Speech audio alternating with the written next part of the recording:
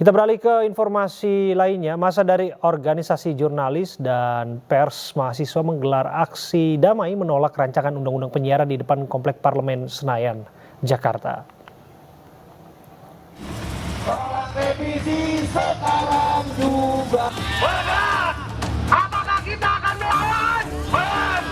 Ratusan jurnalis yang tergabung dalam berbagai komunitas, organisasi pers, dan mahasiswa meminta dibatalkannya pasal-pasal bermasalah dalam revisi Undang-Undang Penyiaran yang sedang dibahas di DPR RI. Karena kita berharap, kita berjuang supaya masyarakat mendapatkan keteduhan atas informasi yang harusnya mereka dapatkan.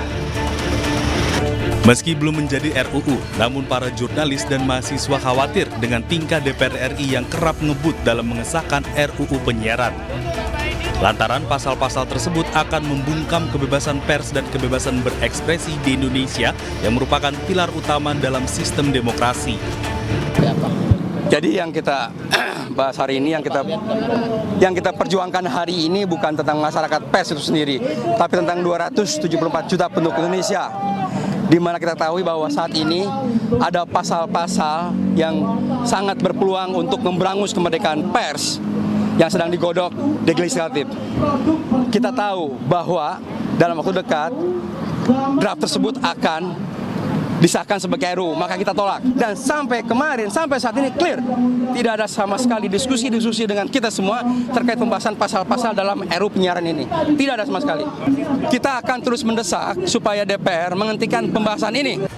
Salah satu pasal yang menjadi perhatian adalah pasal yang memberikan wewenang berlebihan kepada pemerintah untuk mengontrol konten siaran. Lantaran dalam penerapannya berpotensi menghalangi penyampaian informasi yang objektif dan kritis. Dari Jakarta, Irfan Herdiansyah, Irian Wahyudi, iNews melaporkan.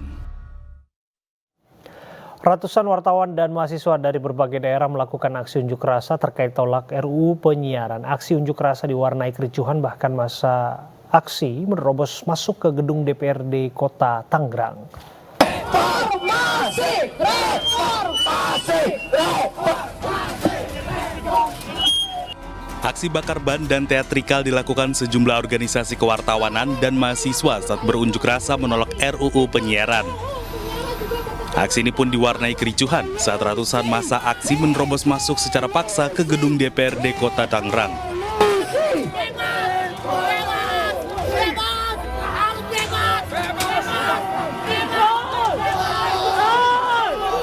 Namun saat masuk ke gedung DPRD Kota Tangerang, wartawan dan mahasiswa dibuat kecewa karena tidak ada satupun pimpinan dewan yang menemui massa aksi untuk berdialog. Ayo kita jegal sampai gagal, tolak RUU penyiaran. Ayo kita jegal sampai gagal. Sementara itu, aksi penolakan draft revisi undang-undang atau RUU penyiaran juga berlangsung di Kota Batam, Kepulauan Riau.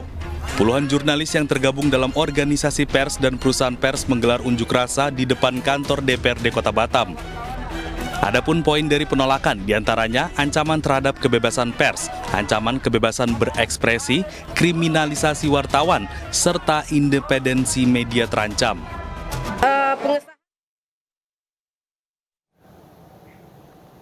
Ya, pemirsa, draft revisi Undang-Undang Penyiaran menjadi kontroversi karena dianggap mengancam kebebasan pers serta membatasi informasi publik. Alhasil, sejumlah organisasi pers mahasiswa menggelar aksi unjuk rasa. Untuk membahasnya, sudah bergabung bersama kami melalui sambungan Zoom, Dirjen Informasi dan Komunikasi Publik Kominfo Usman Kansong dan anggota Dewan Pers Yadi Hendriana.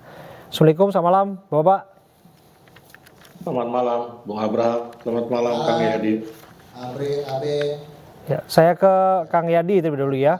Selamat malam, Bang Usman dan Kang Yadi. Kang Yadi, kami ingin tahu, betulkah Dewan Pers juga sudah bersikap menolak RUU Undang-Undang Penyiaran? Ya, itu kan beberapa minggu lalu ya kita sudah berkumpul bersama seluruh konstituen dan mempelajari seluruh isi-isi di pasal tersebut. Ada beberapa yang 3 pasal tersebut itu adalah bertentangan dengan Undang-Undang Pers nomor 40 tahun 99. Jadi kami menganggap ketika DPR memasukkan pasal-pasal tersebut, maka akan berbahaya bagi kemerdekaan pers. Bagian mana yang ditolak, Kang Yadi? Setelah konsolidasi kami yang ditolak ada berapa pasal kan? Yang pasal yang pertama itu yang pasal 42, kemudian pasal tentang tentang yang investigasi juga, kemudian tentang kewenangan KPI untuk menyelesaikan kasus-kasus jurnalistik, dan juga tentang pelarangan investigasi, liputan investigasi. Nah, dua pasal ini yang kami anggap akan membelenggu kemerdekaan pers, dan itu sudah clear, dan itu ya yang ditentang oleh semua masyarakat pers, dan saya kira bukan hanya masyarakat pers, karena publik semua menentang pasal-pasal yang akan membelenggu kemerdekaan pers ini. Saya hanya ingin menegaskan bahwa kemerdekaan pers itu adalah hadiah negara untuk publik, ya. Bukan hanya untuk pers, gitu. Kenapa bukan hanya untuk pers? Kita lihat pertimbangan dari Undang-Undang Nomor 40 Tahun 99, bahwa kemerdekaan pers itu adalah wujud kedaulatan rakyat untuk menjadikan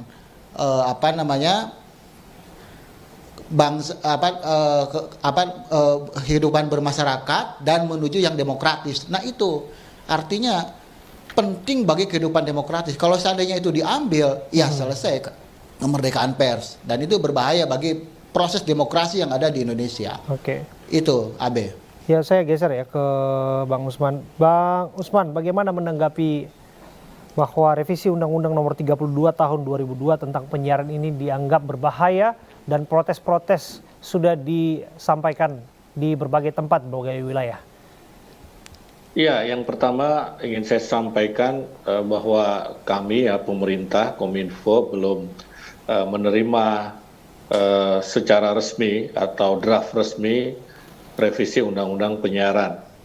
Yang kedua, ya, tetapi berdasarkan yang kami terima secara tidak resmi yang beredar, artinya begitu, dan melalui pemberitaan teman-teman media, kami tentu sedikit, ya bukan sedikit ya, kami tentu sangat concern ya dengan persoalan ini. Yang paling kita concern adalah yang pertama soal dilarangnya liputan investigasi. Ya, penayangan eksklusif jurnalistik ya, investigasi. Eksklusif Pasal 50B ayat 2. Investigasi, ya.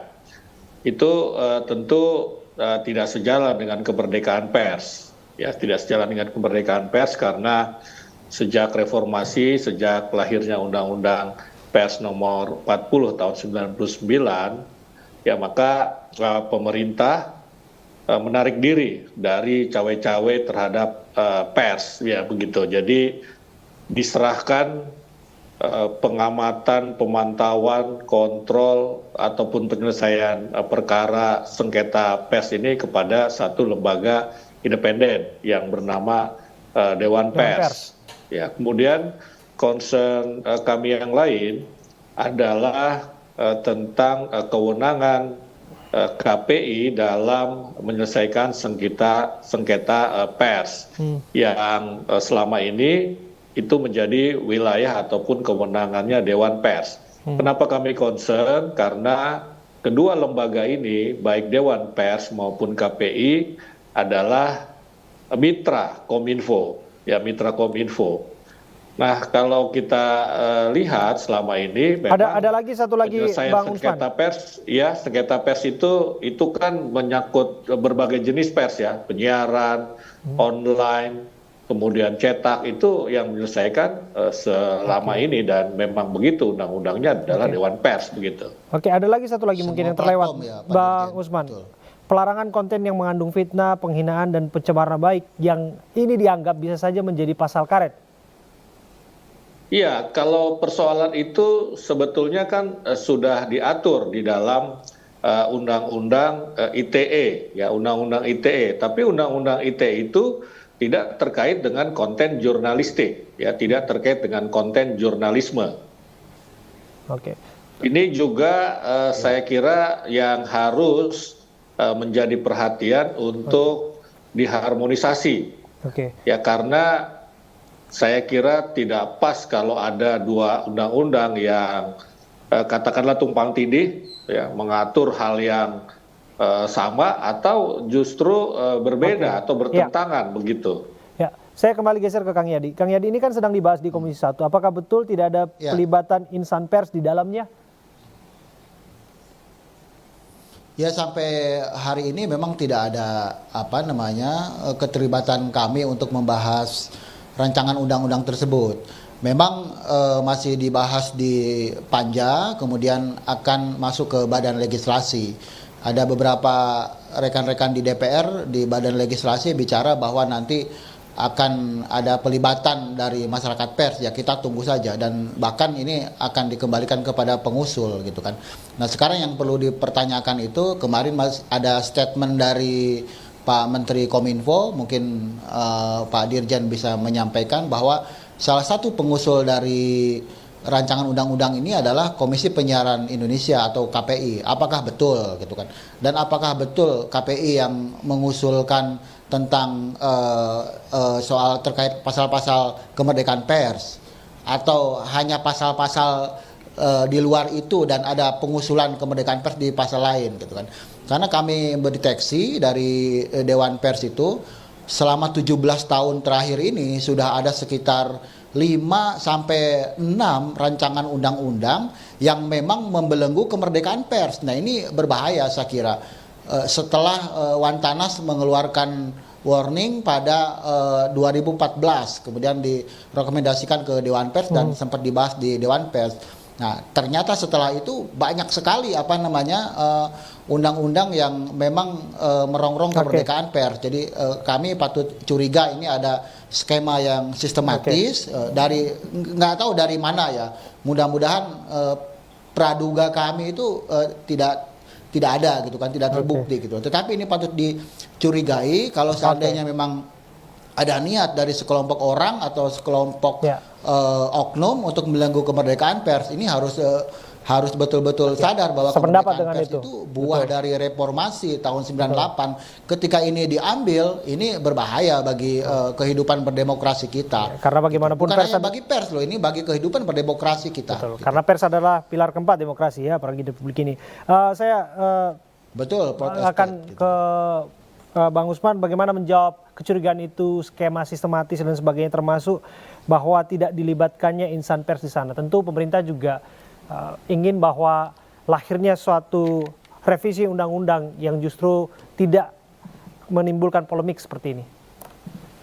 Ya, jadi terkait dengan statement Pak Menkominfo, ya bahwa bisa saya jelaskan seperti ini. Ya memang dalam satu kesempatan hari penyiaran tahun lalu ya di Tanjung Pinang, ada diskusi dengan teman-teman KPI yang melihat bahwa ada perbedaan perlakuan antara penyiaran di media penyiaran dan penyiaran di online atau di internet. Ya misalnya terkait dengan sensor. Ya kalau di media penyiaran itu orang merokok saja disensor kan begitu ya, dikasih blur. Ya, sementara di media internet itu bebas, ya lebih bebas. Apakah itu di dalam bentuk film ataukah itu dalam bentuk lain-lain ya. Nah tentu kalau hal seperti itu kita menyatakan ya terbuka saja peluang untuk bagaimana terjadi kesetaraan perlakuan antara media penyiaran dengan media online ya, tetapi itu tentu harus kita diskusikan. Ya harus kita diskusikan. Kenapa? Karena memang ada rezim yang berbeda. Ya kalau di media penyiaran rezimnya itu sensor ya. Jadi dikasih blur itu kan sensor ya. Sensor dikasih blur. Nah, kalau di media online itu rezimnya take down atau klasifikasi. Dia muncul dulu ya baru kemudian dianggap negatif bermasalah baru kita take down. Ya. Sementara dan klasifikasi ya kita pakai klasifikasi ya misalnya konten A itu boleh dikonsumsi oleh Oke. anak usia berapa ya. Ya. Jadi klasifikasi konten Sayang kalau sekali, Bang Usman. di media online ya. Sayang sekali ya, saya sudah diingatkan berkali-kali ini sampai mengganggu sebetulnya. Kita harus menghentikan dialog ini karena kami harus jeda sejenak. Terima kasih sekali lagi Bapak-Bapak, Pak Yadi Hendriana dan juga Pak Usman Kansong sudah hadir bersama kami. Kami kembali saat lagi untuk Anda.